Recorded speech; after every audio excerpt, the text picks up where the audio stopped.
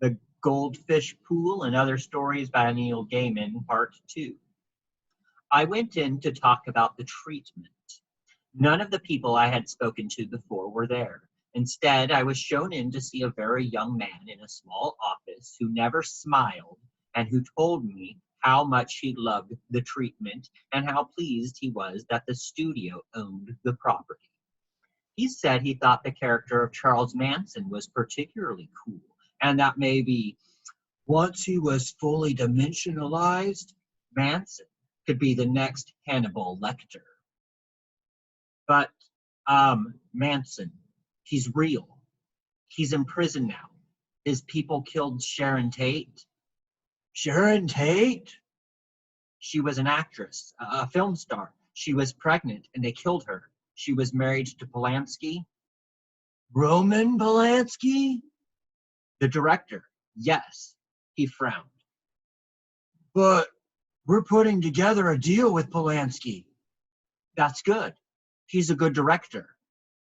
Does he know about this? About what? The book?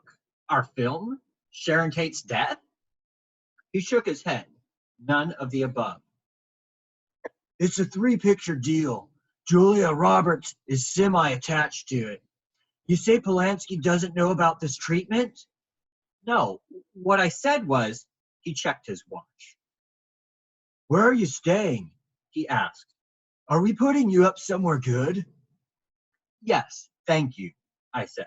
I'm a couple of chalets away from the room in which Belushi died. I expected another confidential couple of stars to be told that John Belushi had kicked the bucket in company with Julie Andrews and Miss Piggy the Muppet. I was wrong. Belushi's dead? He said, his young brow furrowing.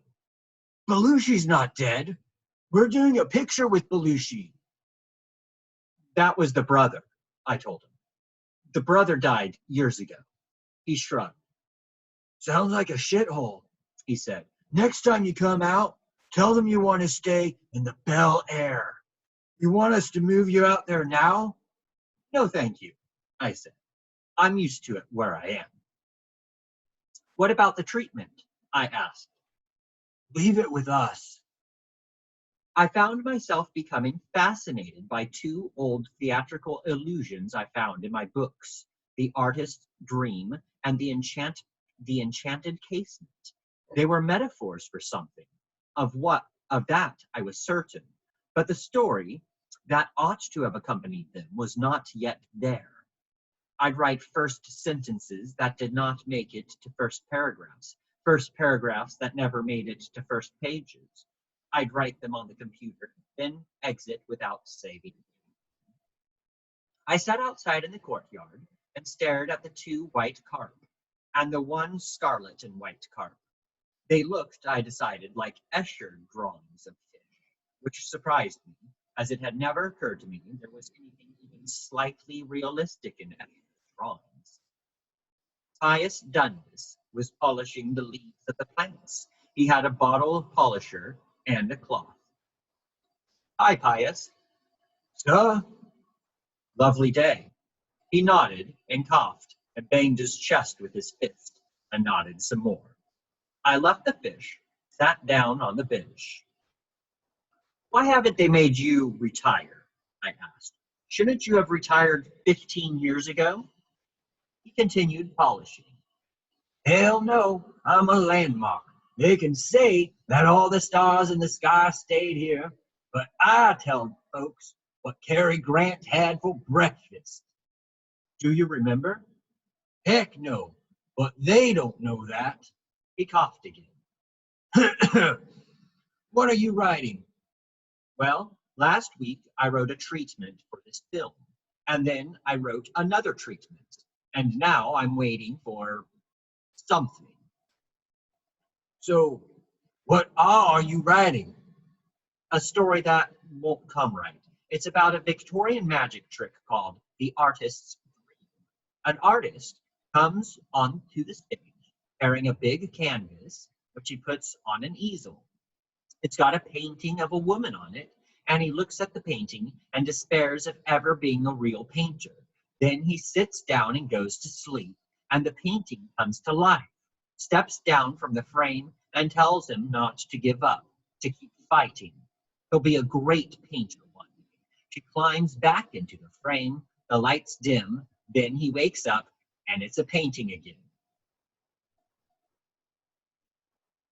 And the other illusion, I told the woman from the studio, who had made the mistake of feigning interest at the beginning of the meeting, was called the enchanted casement. A window hangs in the air and faces appear in it, but there's no one around. I think I can get a strange sort of parallel between the enchanted casement and probably television. Seems like a natural candidate after all. I like Seinfeld, she said. You watch that show? It's about nothing. I mean, they have whole episodes about nothing. And I liked Gary Shandling before he did the new show and got mean. The illusions, I continued, like all great illusions, make us question the nature of reality. But they also frame, pun, I suppose, intentional-ish, the issue of what entertainment would turn into. Films before they had films, telly before there ever was TV. She frowned. Is this a movie? I hope not. It's a short story, if I can get it to work. So, let's talk about the movie. She flicked through a pile of notes. She was in her mid-20s and looked both attractive and sterile. I wondered if she was one of the women who had been at the breakfast on my first day. Deanna or Tina. She looked puzzled at something and read, I knew the bride when she used to rock and roll. He wrote that down? That's not in this film. She nodded. Now, I have to say that some of your treatment is kind of contentious. The Manson thing. Well, we're not sure if it's going to fly. Could we take him out? But that's the whole point of the thing. I mean, the book is called Sons of Man. It's about Manson's children. If you take him out, you don't have very much, do you? I mean, this is the book you bought. I held it up to her to see, my talisman. Throwing out Manson is like, I don't know, it's like ordering a pizza and then complaining when it arrives because it's flat, round, and covered in tomato sauce and cheese. She gave no indication of having heard anything I had said. She asked, what do you think about When We Were Bad as a title? 2 Ds in bad. I don't know. For this? We don't want people to think it's a religious Sons of Man. It sounds like it might be kind of anti-Christian. Well, I do kind of imply that the power that possesses the Manson children is in some way a kind of demonic power. You do? In the book. She managed a pitying look of the kind that only people who know that books are, at best, properties on which films can be loosely based can bestow on the rest of us. Well, I don't think the studio would see that as appropriate, she said. Do you know who June Lincoln was? I asked her. She shook her head. David Gamble? Jacob Klein? She shook her head once more, a little impatiently.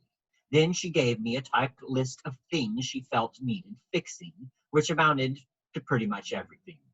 The list was to me and a number of other people, whose names I didn't recognize, and it was from Donna Leary. I said, thank you, Donna, and went back to the hotel. I was gloomy for a day, and then I thought of a way to redo the treatment that would, I thought, deal with all of Donna's list of complaints. Another day's thinking, a few days writing, and I faxed the third treatment off to the studio. Pius Dundas brought his scrapbook over for me to look at, once he felt certain that I was genuinely interested in June Lincoln, named, I discovered, after the month and the president, born Ruth Baumgarten in 1903. It was a leather-bound old scrapbook, the size and weight of a family Bible. She was 24 when she died. I wish you could have seen her, said Pius Dundas. I wish some of her films had survived. She was so big. She was the greatest star of them all. Was she a good actress? He shook his head decisively. Nope.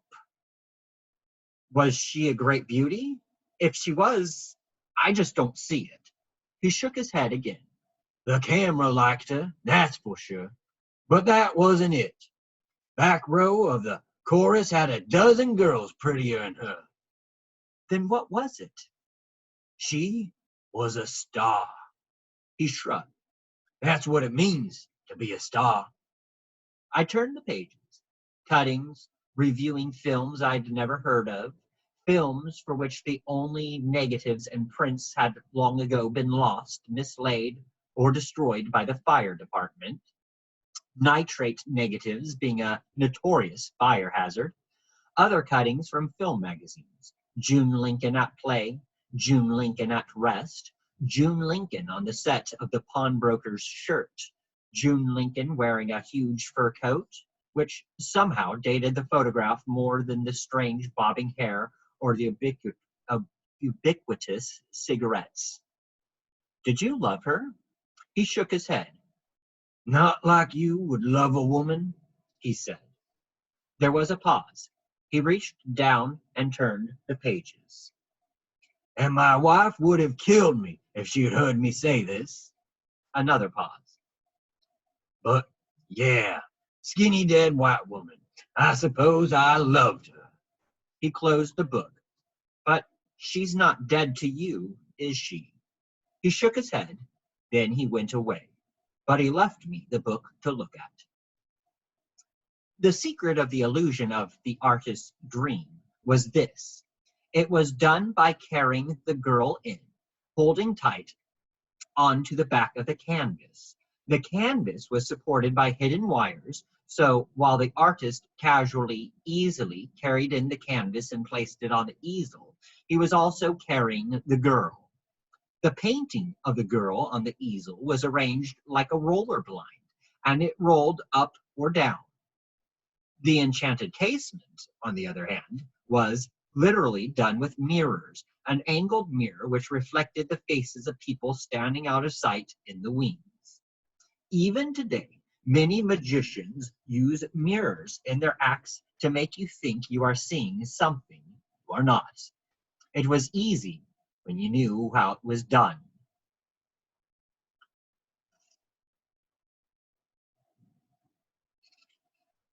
Before we start, he said, I should tell you, I don't read treatments. I tend to feel it inhibits my creativity. Don't worry, I had a secretary do a precis, so I'm up to speed. He had a beard and long hair and looked a little like Jesus, although I doubted that Jesus had such perfect teeth. He was, it appeared, the most important person I'd spoken to so far. His name was John Ray, and even I had heard of him, although I was not entirely sure what he did. His name tended to appear at the beginning of films next to words like executive producer. The voice from the studio that had set up the meeting told me that they, the studio, were most excited about the fact that he had attached himself to the project. Doesn't the praxis inhibit your creativity too? He grinned.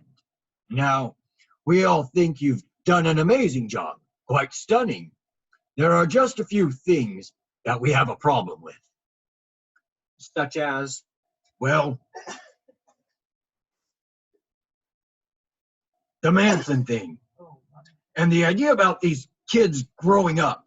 So we've been tossing around a few scenarios in the office. Try this for size. There's a guy called, say, Jack Bad, 2Ds. That was Donna's idea.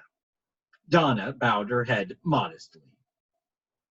They put him away for satanic abuse, fried him in the chair, and as he dies, he swears he'll come back and destroy them all.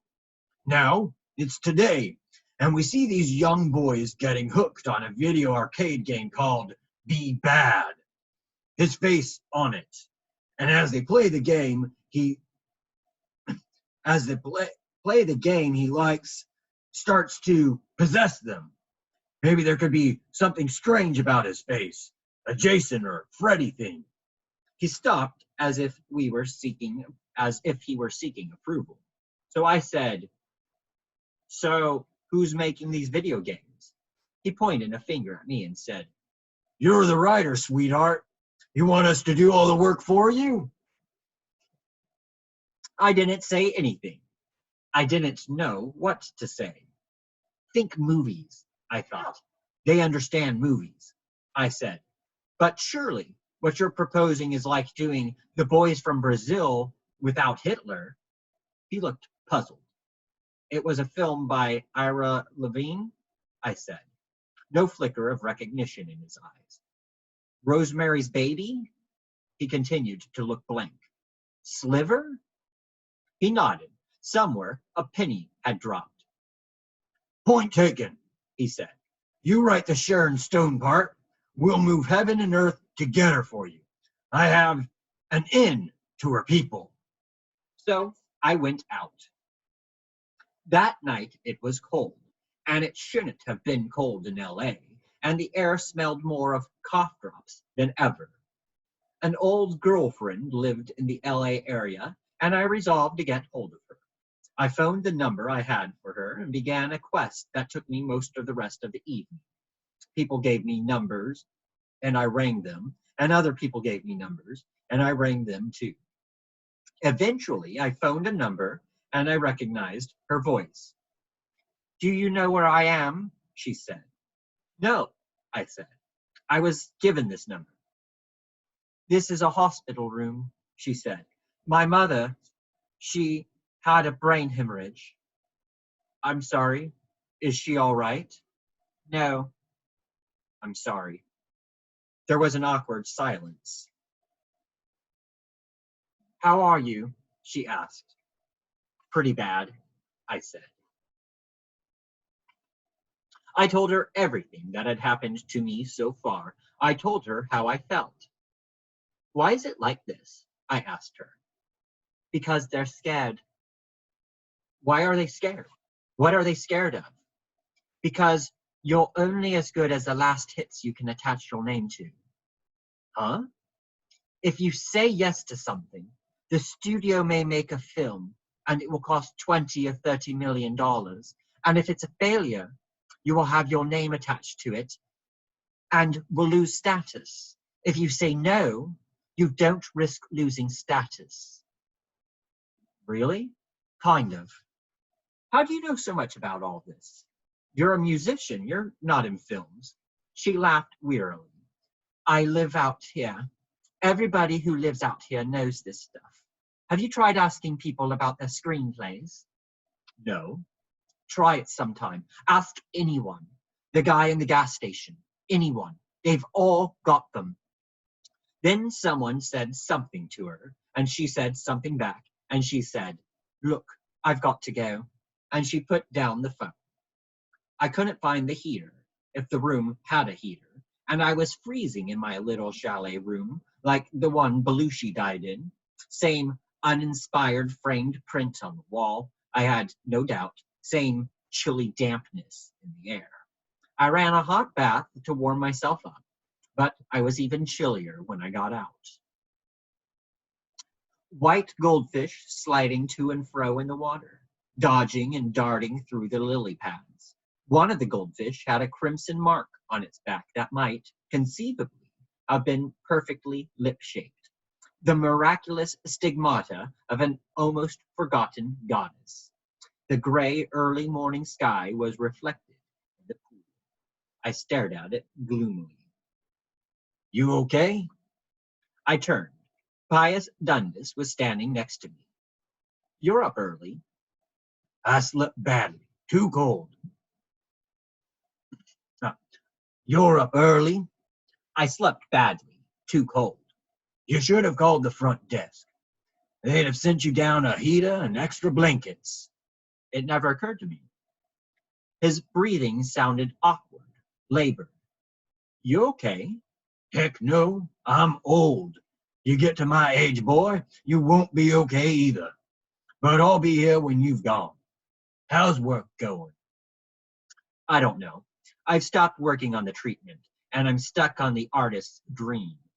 This story I'm doing about Victorian stage magic. It's set in an English seaside resort in the rain, with the magician performing magic on the stage, which somehow changes the audience. It touches their hearts. He nodded slowly. The artist's dream, he said. So, you see yourself as the artist or the magician? I don't know, I said. I don't think I'm either of them. I turned to go, and then something occurred to me. Mr. Dundas, I said, have you got a screenplay? One you wrote? He shook his head. You never wrote a screenplay? Not me, He said. Promise? He grinned. I promise, He said. I went back to my room and thumbed through my UK hardback of Sons of Man and wondered that anything so clumsily written had ever even been published. Wondered why Hollywood had bought it in the first place, why they didn't want it, and now that they had bought it. Why they didn't want it now that they had bought it. I tried to write the artist's dream some more and failed miserably. The characters were frozen. They seemed unable to breathe or move or talk. I went into the toilet, pissed a vivid yellow stream against the porcelain. A cockroach ran across the silver of the mirror. I went back into the sitting room, opened a new document, and wrote, I'm thinking about England in the rain, a strange theater on the pier, a trail of fear and magic, memory and pain.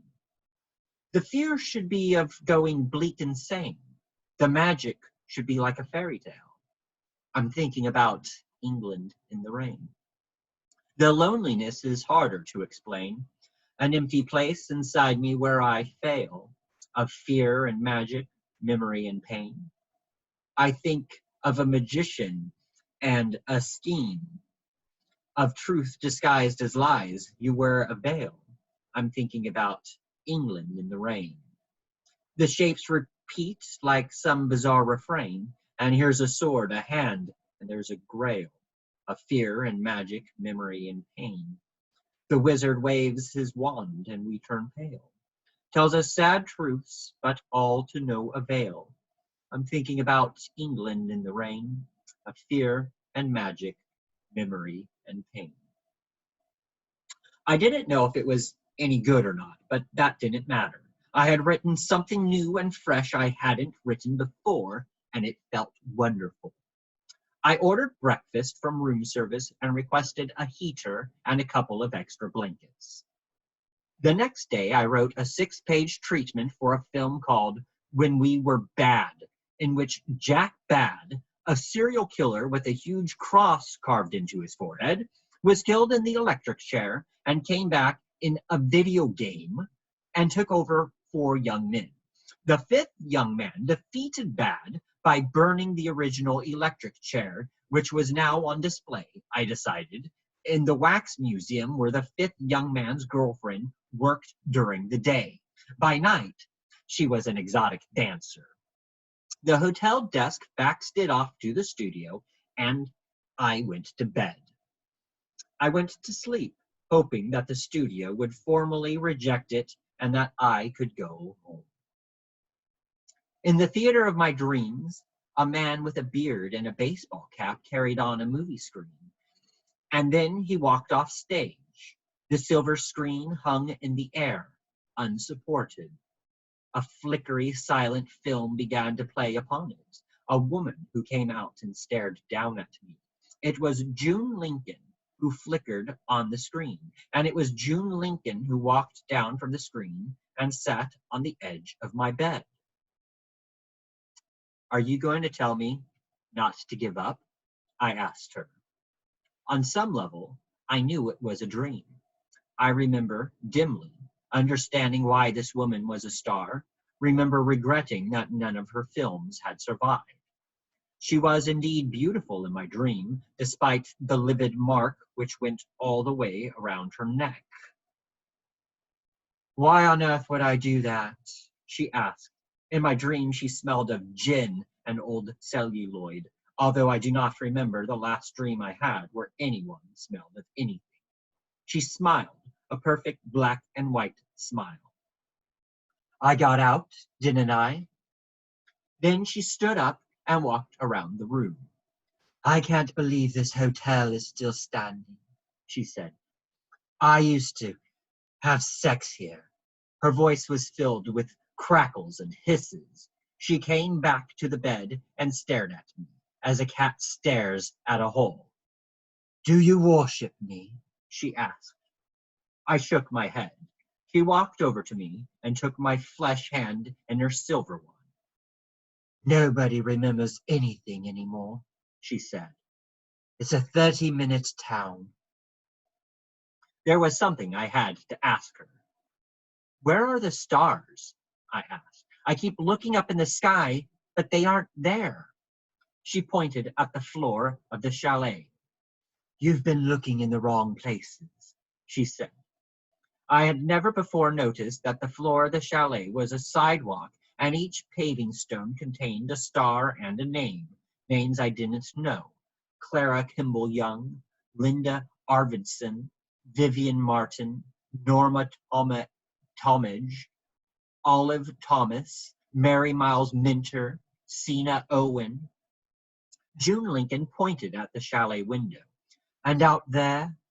The window was open, and through it I could see the whole of Hollywood spread out below me, the view from the hills, an infinite spread of twinkling and multicolored lights. "Now, aren't those better than stars?" she asked. And they were. I realized I could see constellations in the street lamps and the cars. I nodded.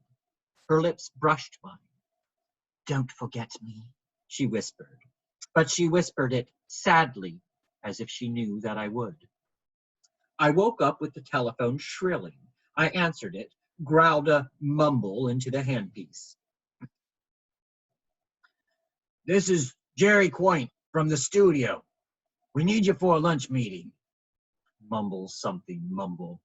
We'll send a car, he said. The restaurant's about a half hour away. The restaurant was airy and spacious and green, and they were waiting for me there. By this point, I would have been surprised if I had recognized anyone. John Ray, I was told over hors d'oeuvres, had split over contract disagreements, and Donna had gone with them, obviously. Both of the men had beards. One had bad skin. The woman was thin and seemed pleasant. They asked where I was staying, and when I told them, one of the beards told us, first making us all agree that this would go no further, that a politician named Gary Hart and one of the Eagles were both doing drugs with Belushi when he died.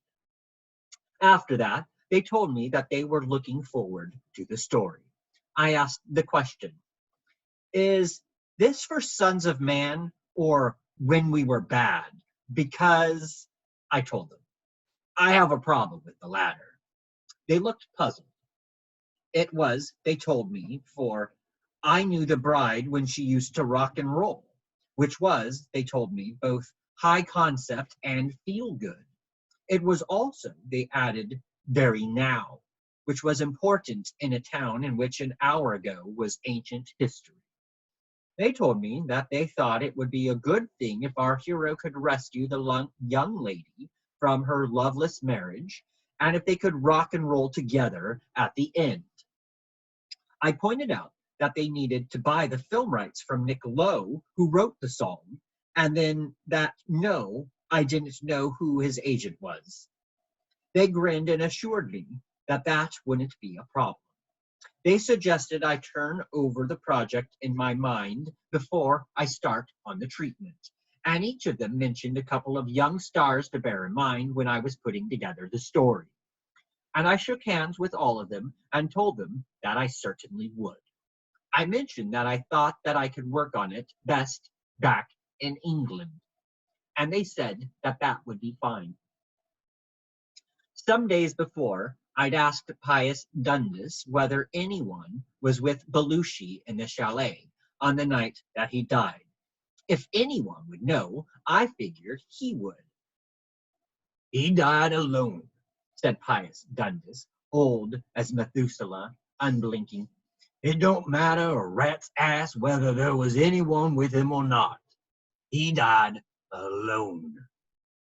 It felt strange to be leaving the hotel. I went up to the front desk. I'll be checking out later this afternoon. Very good, sir. Would it be possible for you to, the groundskeeper, Mr. Dundas, an elderly gentleman? I don't know. I haven't seen him around for a couple of days. I wanted to say goodbye. To one of the groundsmen? Yes. She stared at me, puzzled. She was very beautiful, and her lipstick was the color of a blackberry bruise. I wondered whether she was waiting to be discovered. She picked up the phone and spoke into it quietly. Then, I'm sorry, Mr. Dundas. I'm sorry, sir. Mr. Dundas hasn't been in for the last few days. could you give me his phone number? I'm sorry, sir. That's not our policy. She stared at me as she said it, letting me know that she really was so sorry. How's your screenplay? I asked her. How did you know? She asked. Well, It's on Joel Silver's desk, she said. my friend Arnie, he's my writing partner, and he's a courier. He dropped it off with Joel Silver's office, like it came from a regular agent or somewhere. Best of luck, I told her. Thanks. She said, and smiled with her blackberry lips. Information had two Dundas P's listed, which I thought was both unlikely, and said something about America, or at least Los Angeles. The first turned out to be a Ms. Persephone Dundas. At the second number, when I asked for Pius Dundas, a man's voice said, Who is this? I told him my name, that I was staying in the hotel, and that I had something belonging to Mr. Dundas. Mister, my grandfather's dead. He died last night. Shock makes cliches happen for real. I felt the blood drain from my face. I caught my breath. I'm sorry. I liked him. Yeah, It must have been pretty sudden. he was old. He got a cough. Someone asked him who he was talking to, and he said nobody. Then he said, Thanks for calling. I felt stunned. Look, I have his scrapbook. He left it with me. That old film stuff? Yes. A pause. Keep it. That stuff's no good to anybody. Listen, mister, I gotta run. A click, and the line went silent. I went to pack the scrapbook in my bag and was startled when a tear splashed on the faded leather cover to discover that I was crying. I stopped by the pool for the last time to say goodbye to Pius Dundas and to Hollywood. 3 ghost white carp drifted, fins flicking minutely through the eternal present of the pool. I remembered their names, Buster, Ghost, and Princess, but there was no longer any way that anyone could have told them apart. The car was waiting for me by the hotel lobby. It was a 30-minute drive to the airport, and already I was starting to forget.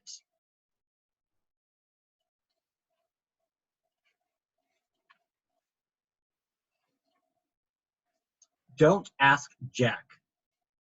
Nobody knew where the toy had come from, which great-grandparent or distant aunt had owned it before it was given to the nursery. It was a box, carved and painted in gold and red. It was undoubtedly attractive and, or so the grown-ups maintained, quite valuable, perhaps even an antique. The latch, unfortunately, was rusted shut, and the key had been lost, so the Jack could not be released from his box. Still, it was a remarkable box, heavy and carved in gilt. The children did not play with it. It sat at the bottom of the old wooden toy box, which was the same size and age as a pirate's treasure chest, or so the children thought. The Jack-in-the-Box was buried beneath dolls and trains, clowns and paper stars, and old conjuring tricks, and crippled marionettes with their strings irrevocably tangled, with dressing-up clothes. Here the tatters of a long-ago wedding dress, there a black silk hat, crusted with age and time, and costume jewelry, broken hoops and tops and hobby horses. Under them all was Jack's box. The children did not play with it. They whispered among themselves, alone in the attic nursery. On gray days, when the wind howled about the house and rain rattled the slates and pattered down the eaves, they told each other stories about Jack, although they had never seen him. One claimed that Jack was an evil wizard, placed in the box as punishment for crimes too awful to describe. Another, I'm certain it must have been one of the girls, maintained that Jack's box was Pandora's box, and he had been placed in the box as guardian to prevent the bad things inside from coming out once more. They would not even touch the box if they could help it, although when, as happened from time to time, an adult would comment on the absence of that sweet old Jack-in-the-Box and retrieve it from the chest and place it in a position of honor on the mantelpiece, then the children would pluck up their courage and, later, hide it away once more in the darkness. The children did not play with the Jack-in-the-Box. And when they grew up and left the great house, the attic nursery was closed up and almost forgotten. Almost, but not entirely. For each of the children, separately, remembered walking alone in the moon's blue light, on his or her own bare feet, up to the nursery. It was almost like sleepwalking, feet soundless on the wood of the stairs, on the threadbare nursery carpet. Remembered opening the treasure chest, pawing through the dolls and the clothes, and pulling out the box. And then the child would touch the catch, and the lid would open, slow as a sunset, and the music would begin to play, and Jack came out, not with a pop and a bounce. He was no spring-heeled Jack, but deliberately, intently. He would rise from the box and motion to the child to come closer, closer, and smile. And there in the moonlight, he told them each things they could never quite remember, things they were never able entirely to forget. The oldest boy died in the Great War. The youngest, after their parents died, inherited the house, although it was taken from him when he was found in the cellar one night with cloths and paraffin and matches, trying to burn the great house to the ground. They took him to the madhouse, and perhaps he is still there. The other children, who had once been girls and now were women, declined, each and every one, to return to the house in which they had grown up, and the windows of the house were boarded up, and the doors were all locked with huge iron keys, and the sisters visited it as often as they visited their eldest brother's grave, or the sad thing that had once been their younger brother, which is to say, never. Years have passed, and the girls are old women, and owls and bats have made their homes in the old attic nursery. Rats build their nests among the forgotten toys. The creatures gaze uncuriously at the faded prints on the wall and stain the remnants of the carpet with their droppings. And deep within the box, Jack waits and smiles, holding his secrets. He is waiting for the children. He can wait forever.